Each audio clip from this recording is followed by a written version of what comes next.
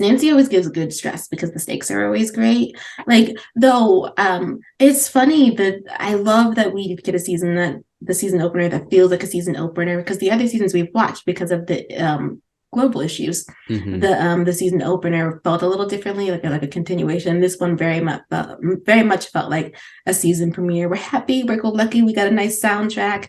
Penn and Teller are randomly there for a cameo. Confusion. I didn't understand what we were going for, and it was never addressed again. The man was biting a camera. One man looked like a hologram. Yeah, he was edited in. Was Kennedy acting with them? So many questions. But I see CW wanted some cross promo, so can't hold that against them, I guess, even though it didn't completely work for me. Didn't need to. It's like the least important part of the episode. But no, they're not acting in the same scene. I love how you can tell because all they did was they put the arm in for each shot, so we just get someone in the same sleeve. I was like, she's not there. They're not there either. But sure. I also thought that they were I was like, is she being interviewed by the real Penn and Teller, or are they supposed to be newscasters? No information. No information. So I was actually happy when we walked away to this whole Children of the Corn issue with that maze, which she seemed really comfortable putting those straw dolls everywhere. And I was like, girl, why don't we have a partner going into this maze? Because I feel uncomfortable just watching you walk it. Yeah, that was spooky. And you were validated.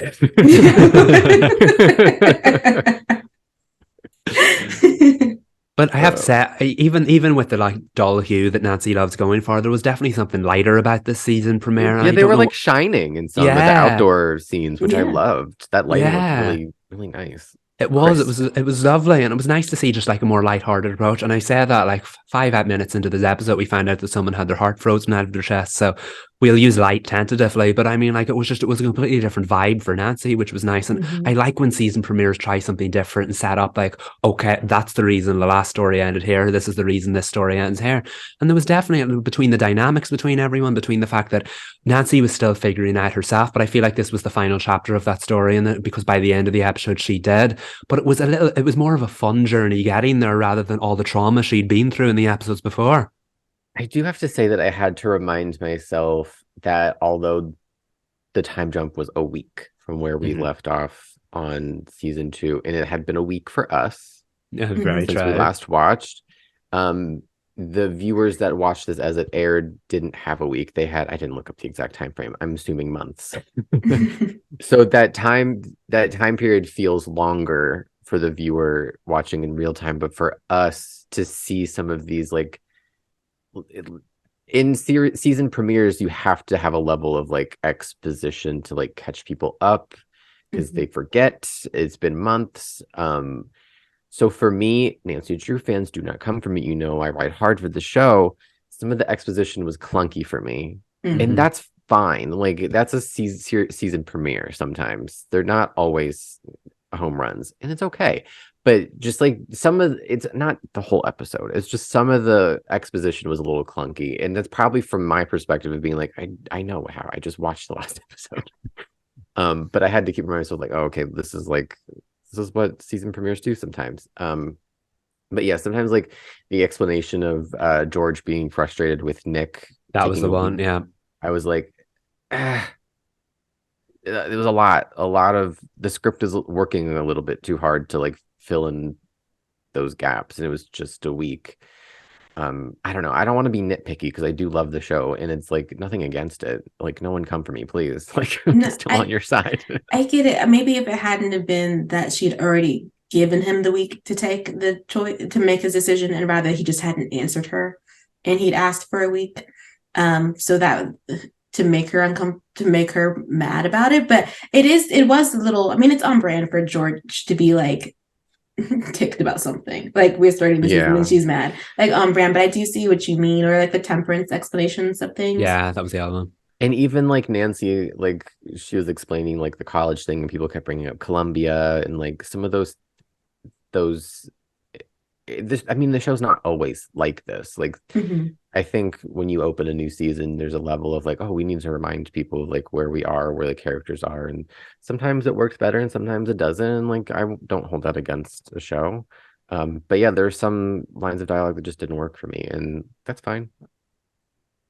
Yeah, that's completely fine. I'm in some. I think my favorite like exposition-y part of the episode was the dads. Because they use the use of like Ryan not understanding grocery bills for the week. Like that he's just, and they're like, what did she's like, my sorbet, did anyone get my sorbet? I need to know if she got her sorbet. But the scene where Ryan was cutting mushrooms and Carson's just looking and he grabs the mushrooms off of his cutting board took me out. But I will say, not to be nitpicky again, no one, please, don't come for me, but like there had only been a week and they're already comfortable with Ryan saying like my daughter and stuff like that. And I was like, seems a bit soon. I like it. I don't hate it. Like I like that we've gotten there, but there was one scene where he said they were all standing around. I think it was Temperance, and Ryan says something about my daughter. I was expecting Nancy to like turn her head and look at him, but she was confident. Like she was like, yeah. So I do like the aspect of like they're figuring it out. They've been pushed into this. Like they were right into the deep end and they have to figure it out. But some of those scenes as a viewer, I'm just kind of like, oh, okay, we're good. We're okay with it now. Even though it does sometimes feel a little bit quick. Yeah, I know the weekend opened up a lot of exposition, the week gap, but I also feel like it was used to like, we lost some of the fun stuff there. Like you said, maybe more of the Nancy and Ryan bonding or seeing how Ryan got on in this house because he's only been there for like a week. But by the time we like check into the story, he's at least got his bearings, even if he's not doing everything right.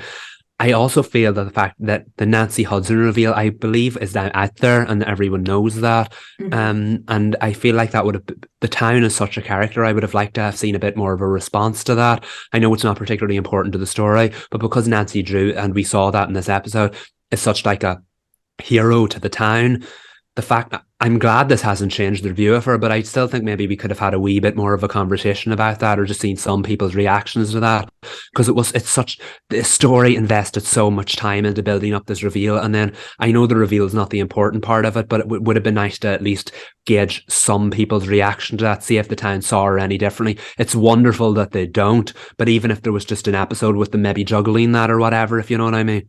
Isn't it Ace that does it? What does Ace do? Isn't he? There's this moment in the beginning where Nancy says something, or maybe it's in the middle about being a Hudson, and Ace gets and he's like, whiplash. "Oh, you're Hudson, right?" Yeah, and he's like something like that. He's like, "You're comfortable." Say, "Okay." Like he's like the audience insert. To Michael's point, I would have loved, like, I feel like they used a newspaper more in the first season with the Tiffany stuff. Like they could have had like Nancy walking through town and somebody like grabs the paper and sees like Nancy Hudson and like she's walking by and like we see like Nancy Hudson, like something like that, maybe to connect the dots a little bit more. But I don't want to let's talk about the things we liked. I don't like nitpicking Nancy because I love the show so much. No, understandable, and we did just drag the Flash, though this isn't really a drag of Nancy. It's more so like a desire for certain things to connect better in the show. Yeah. I think that what's interesting about this episode is it's not a case of the week in the sense that it doesn't automatically, like we don't close it by the end. And I like that, especially because it is very weighty to not only have one murder, but two murders in which someone's heart has been stolen. So I like, and actually frozen out of their chest, like really weird. I was like, what are we dealing with here? Very grotesque. And so I really enjoyed that we're going to potentially sit in this one for a little bit because it has such high stakes, but also that like, that's our current A plot, but then our B plot or potentially C plot is the prophecy that Temperance says using her tarot cards and the way she just says one of you. So it's like there's no clear indication of which person is going to fall into which fate, except it was a little wink at the one fulfilling their destiny would be Nancy, and that is how, like a domino effect, everybody else is their fates that aren't that great, they're just gonna fall into place. And I was like, how's that gonna happen? So do we think that her accepting the position of the sheriff liaison person is somehow fulfilling her destiny of being like the, for lack of a better phrase, guardian angel of Horseshoe Bay. It's possible, especially when that lady showed up. Like it was really, it meant something. It's supposed to be just for volunteer stuff, extracurriculars, and instead the town decided unanimously because of this murder. Like, we don't trust FBI guy over here. We trust you, and you will solve it. And she's like, you can do stuff off book at your discretion. Can we talk about FBI guy? Yeah. The second I saw him, I was like, not you. I knew there was one more layover before we get to Nace Town. And I'm fine with it, but I was just like, I forgot about you. As I knew he was coming. Yeah. And I just forgot about him. It's a bit like the same kind of like Tamura kind of dynamic, and that completely underestimating. I have my big town approach. Your little town approach is no good, even though we're in a small town or whatever. That kind of like fiery chemistry between them quite quickly, and that he doesn't want her help even though he knows she could be a resource. And then you see that his approach isn't working. The town needs a hero like Nace. And so I think that's set up an interesting dynamic between them. I love it when they do that. The whole like big city thing doesn't work in the small town. And Nancy's exactly what the town needs. And I think that's going to add an interesting dynamic to their dynamic going forward, because I don't know how many episodes he's going to be in out of the 13 episode season, but they've a story to tell there, and I can't wait to see where it goes. See, I disagree about their dynamic, though. I mean, I love their dynamic. I'm really excited about it. I think I already ship it. We're already here. But I think it's because it is really risky to have two people, just the two actors, have this long interaction with one another where he has the majority of the dialogue. And his brain is weird. Like, I think that's the thing that I really like about him. It's that he like lays everything out logically. And I think he does actually respect her method. I think at this point, she's just not objective. Like, had it been any other case, had the body not been on her land or unfortunately on her car, that he would have been willing to like get her opinion on things, to work with her, but that just wasn't the case. I love that he did his due diligence, and he was like, yeah, you said your name very authoritatively on the phone, so I thought I would go look it up. I think this is kind of what she needs at this moment, because Ace is not here. Well, he's here, but he's not romantically there for her, though. Before we'll go to Nace watch in a moment, because the looks we're looking, but I'm really going to be intrigued by how they interact with one another. She really isn't caught on the back foot.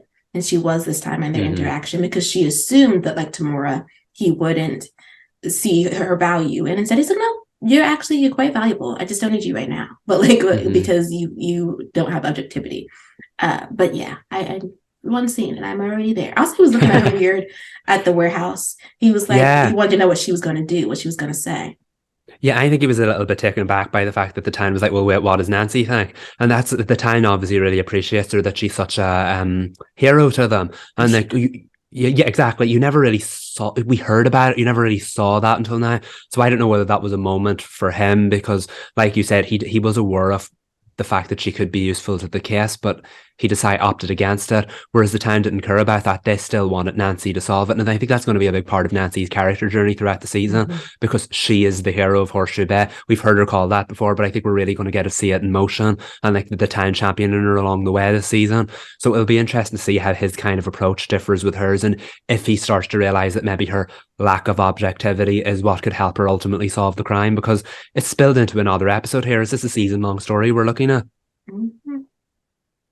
And we have Temperance as a season-long story, and potentially Ace being a...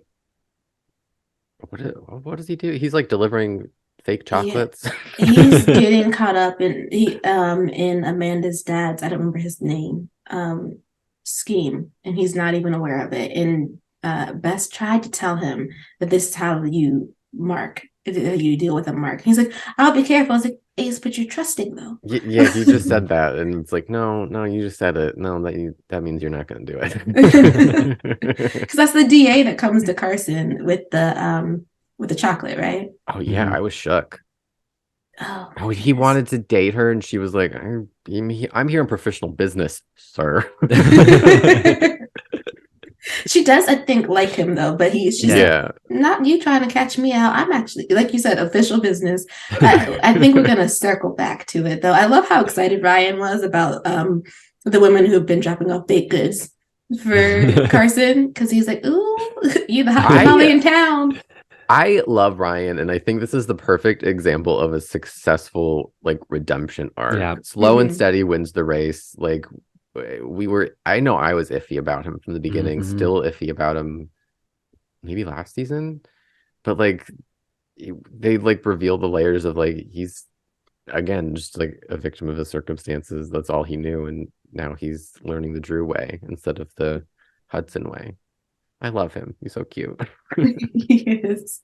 And he's such good comic relief, but also is really engaged in the plots that they have on the show, and he is actually and they're helpful. integrating him more into the Drew crew, which is nice. Carson deserves a break. Like he's been through a lot with them. Yes. Which is why it was cute when like everyone knew what she was talking about her centuries-old aunt. Yeah. And Carson's like, who?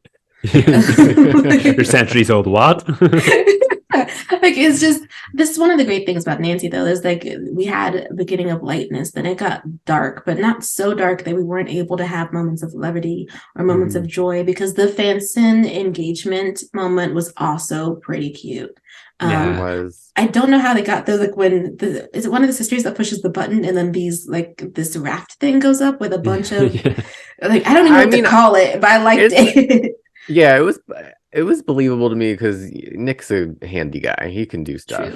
And I mean, Nick and Ace, you put them together, they could probably work for Tom Swift. But yeah, it was cute. It was a very special moment, and it was deserving, I think. Yeah. For the characters and the show to have that moment. Although like continuing to bring back like how Nancy feels about it was kind of like I didn't need it. I did like when she was leaving to go get or like, oh, Nancy didn't do anything, and she was like, I brought sparkling wine. Why are you coming for me? I was like, yeah, that was an unnecessary like shot fired. It wasn't that deep. I understand it wasn't that deep. Yeah, but it was realistic. I feel like if she had said that, she said it to Ace, didn't she? It's not about Nick and George or whatever. It's not about what's going on there. It's about what's going on with me. And I think that was important as well, because I agree. I don't really feel like it was necessary, but at the same time, it was the mechanics to get to that part. Yeah, exactly. We got there in the end, and I think the scene between Nancy and Ace was worth it when we actually did get there. Every Nancy and Ace. It's so that's why I want, as much as I love Truson, stop sunsetting it. Like, let's just get to the next. Move on. We did that. She dug out of the grave. We're done. Yeah. I don't know who necessarily that's for, right? Because if the show is leaning so heavily into Nancy and Ace, which with this season opener, my goodness, I mean the looks that they give towards one another, like when one is not looking, the other is looking, and I'm just like, I was like the eye emoji every time it happened. I was like moving closer to the screen. I was like, what's gonna happen? And the fact that like Bess keeps checking in on him about Amanda, and he's like, we're fine, we're good, we're fine. I was like, are we? Because you don't say fine that many times if we're not that here. Fine. She's not here. No. But in that moment too, where they were all, I don't know what they were doing at the end when they were all gathered around, I was like, Nancy's not there. And then they panned to the stairs and I was like, oh, Ace wasn't there either. We finally saw that stair moment. Every time you type in Nancy or Ace or Nace, that scene picture comes up. Yep. It was worth the wait, I tell you. Yeah. And she opened up to him, and she opens up to all of her friends, but there's a specific way that she opens up to Ace that feels very vulnerable, because it's about, I think it tends to be about her failures. Like, it's not like him pushing for her to say something to him. It's him recognizing she's upset. And in this case, she's like, the explanation of, Columbia being a dream for her. And for that, not like, I felt so bad when she was outside the warehouse, because a lot of people go through that, where this was the school I had my heart set on. And not only did they not waitlist me, not only didn't they say, try again, they just said no. Like, what do you do after they said no? And she did mention she had backup schools, but they're backups for a reason. Like, that's not where she wanted to go. Yeah, she felt unwanted by the thing that she wanted, the thing that she thought would give her a new start. And then the thing that she was running away from was like her town, her story, her everything. But she realizes in the end that the thing that she wanted to move on from that's what chose her. That's what wanted her was her town. Was like, we want you to be here for us. And she was like, oh yeah, you're right. There's always that grounding moment in young adulthood where we have these goals, we have these dreams, and sometimes you get to this moment. I've had this moment where sometimes what you realize what you wanted isn't necessarily what you need. And that can be a really, really, really difficult moment. It's like, it shakes your ground, it shakes your world. You're like, I had this one thing that I was working toward that I thought that I needed to be me, to find some sort of happiness, satisfaction. And you're like, wait, I mean, I don't think I need that. I don't know if I want that. That's not necessarily for me anymore.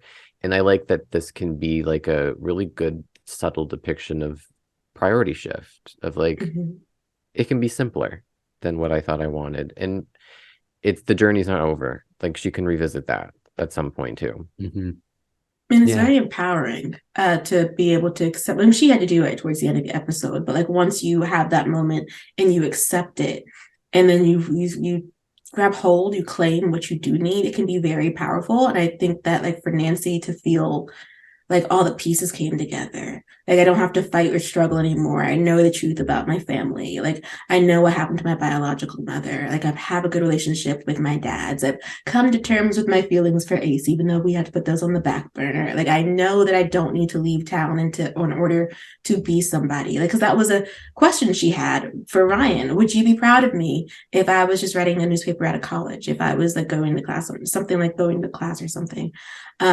Because, or do I have to do something extraordinary in order for you to care about me? And he was like, what? I'd be proud of you regardless. What are we doing? What is this conversation? Like, whatever you want to do. Yeah, she's having that mental tennis match that you have in your 20s, expedited because of her huge circumstances. And I think that's important to see. To your point, it's empowering. And I think her choosing this fate for her, this like that choosing what is choosing her, is going to be a way for her to put some roots in Horseshoe Bay, take the power back, because I feel like so much of her story has been chosen and taken from her that she can be like, yeah, I think I can do some good. I think I can make my mark. And before I leave, because maybe this is where she's headed, is to leave this chapter behind. She might have some unfinished business, whether personally or supernaturally. Yeah, and it definitely feels like the culmination of that chapter, because if you look back, Nancy kind of struggled. She was excited at the idea of being a Hudson at the start. She was excited about the idea of doing all these like detective works and stuff. But there was also that underlining darkness and that underlining like sense of loss. And she was like looking for her place. And season 2 was all about that. Remember when she had that emotional moment with the college girl, and she had that emotional moment with the child then, with the fire demons that were haunting her.